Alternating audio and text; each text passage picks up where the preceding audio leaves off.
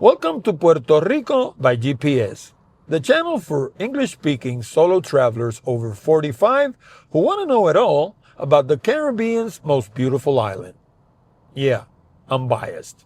My name is Orlando Mergal, and today I'm going to be taking you on a virtual tour outside San Juan. Did you know that according to our latest report, 10 mistakes first-time Puerto Rico visitors make, the first is actually staying in San Juan the entire trip?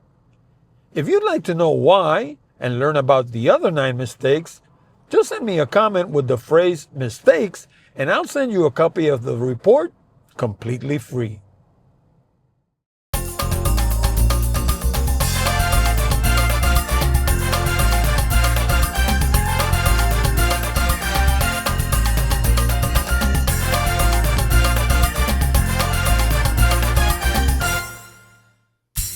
Most people arriving in Puerto Rico by plane think they're landing in San Juan.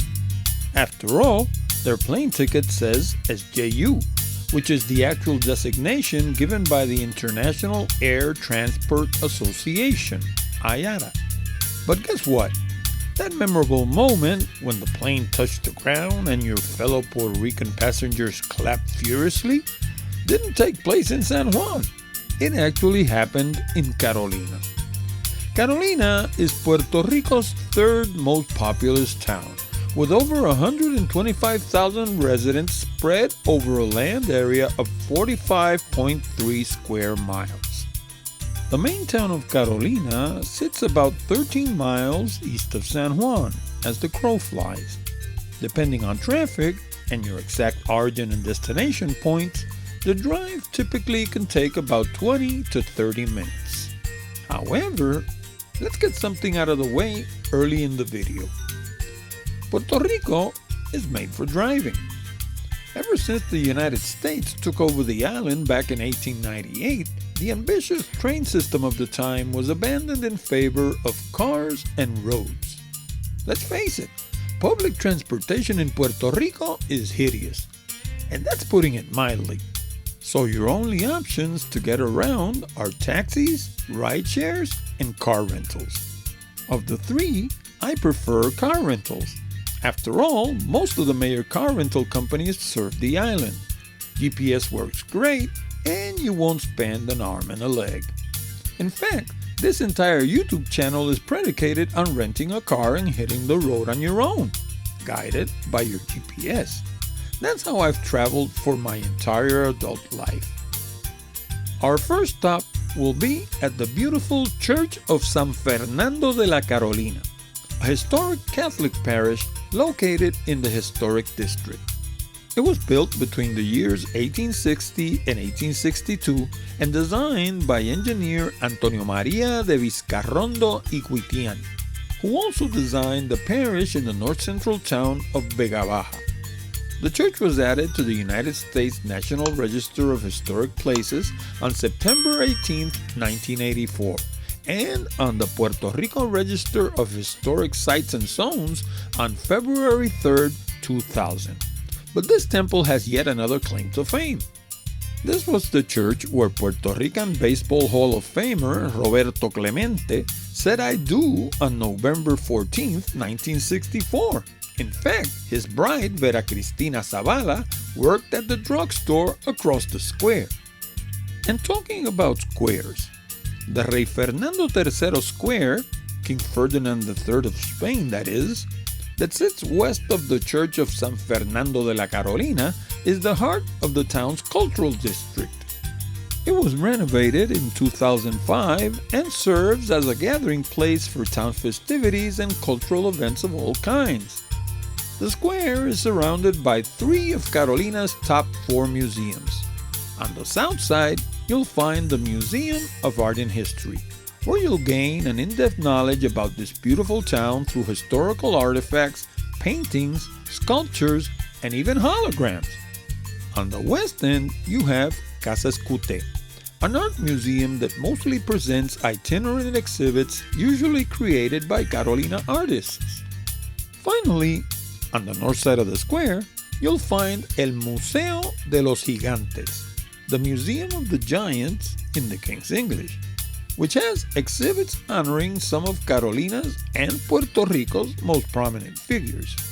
These include Julia de Burgos, one of the most acclaimed and influential poets in Latin America; Jesús Tepiñero, the first island-born Puerto Rican governor appointed by the U.S. Congress; Jesús María San Román, an internationally acclaimed pianist and the first official pianist of the Boston Symphony Orchestra; Cecilia Horta Allende, a prominent educator, visual artist, and cultural advocate known as the People's Painter; Roberto Clemente Walker, the legendary Major League Baseball star and the first Latin American inducted into the Hall of Fame; José E. Aponte de la Torre, former mayor of Carolina, recognized for his vision for the city's development and transformation; Roberto Alberti, a respected civic leader and director of the Carolina Municipal Band; and Felipe Virriel Fernández, known as the Giant of Carolina. He was the tallest Puerto Rican in history, reaching a height of almost 7 feet 10 inches. He's also the reason why the natives of Carolina call themselves Los Gigantes. It's the perfect feel-good moniker to make a township feel proud of itself.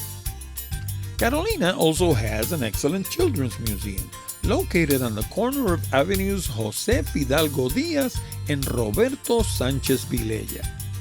So what else does Carolina have to offer? Well, how about beaches?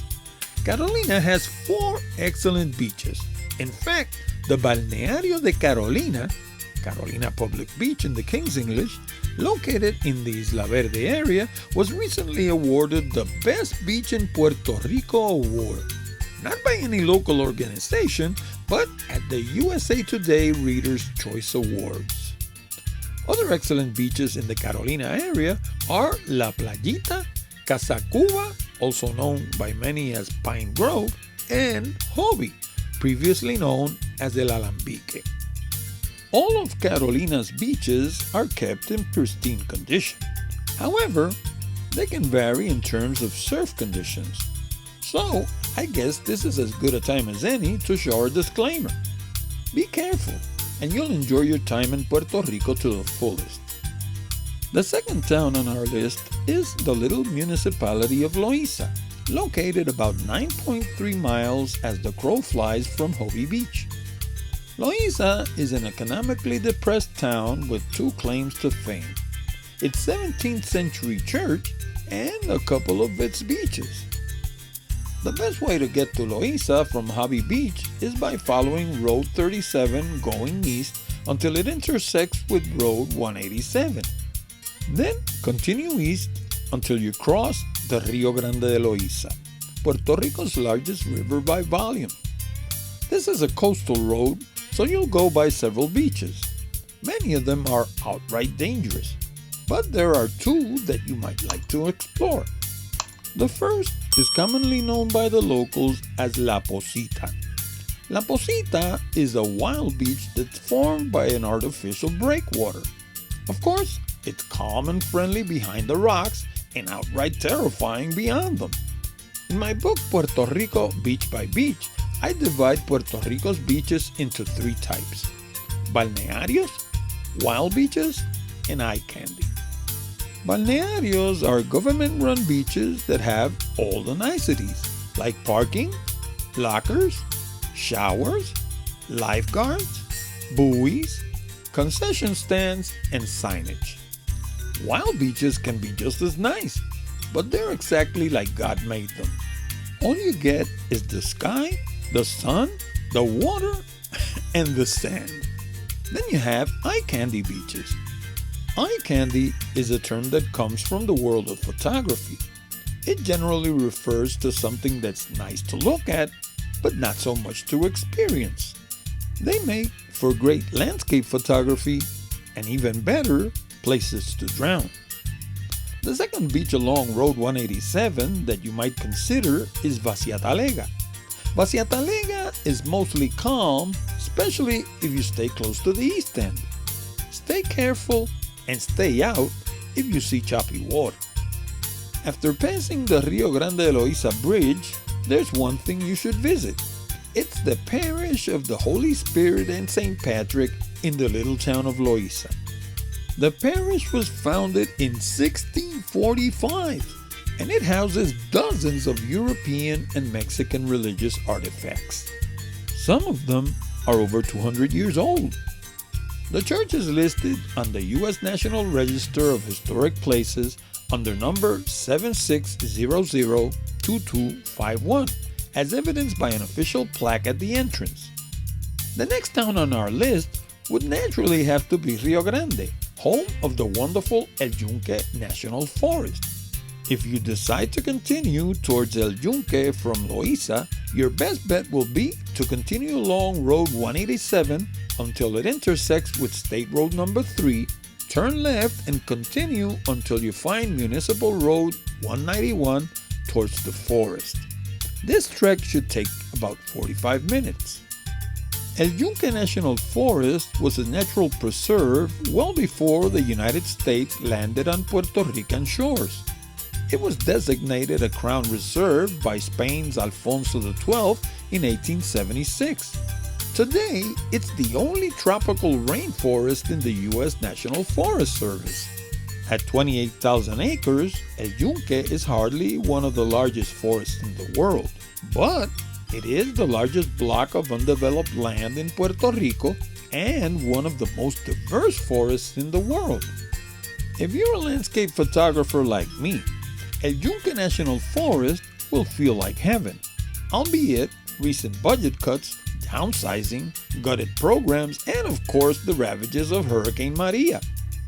I've visited the forest twice during the last year and a half, and it leaves a lot to desire. Then again, you can't blame the Forest Service. They do what they can with what they have. Going beyond El Yunque is certainly a possibility, and there are gorgeous beaches to justify that decision.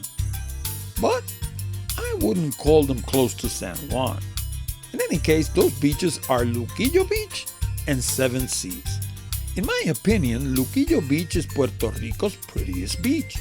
Not because of anything that the government has done, but because God made it that way. It sits at 26 miles as the crow flies from Old San Juan. The second beach is Seven Seas in the town of Fajardo, about 52 miles east of Old San Juan. This beach was taken over by the municipal government after the island's central government had it in total disarray. Today, it's one of the island's cleanest, nicest, and safest beaches. Just so you know, it sits right next to one of Puerto Rico's deadliest beaches, called Playa Escondida. That would be Hidden Beach in the King's English. From the minute you get to Playa Escondida, you start seeing the warning signs. Yet, there are people that still attempt to swim there. Don't let its calm appearance fool you. Playa Escondida is ridden with underwater currents and riptides. People drown there all the time. The next town on our list is Caguas, which sits 27 miles south of Old San Juan as the crow flies. I made a whole video about this town, so I'll include the link in the description area. As for this video, I'll cover the main attractions. However, this video is getting rather long as it is, so what I'll do is start with Caguas in part 2. That way you'll have the places east of San Juan in this video and the places south and west in the next one. North, you have the Atlantic Ocean. And talking about San Juan, if you're planning to visit the old city, save yourself the hassle of traditional city tours. They're expensive and you'll be herded along with people that won't necessarily share your interests. Instead, order the Old San Juan Walking Tour. It's packed with useful information about all the main attractions, as well as every GPS coordinate and 2 hours of exclusive online video.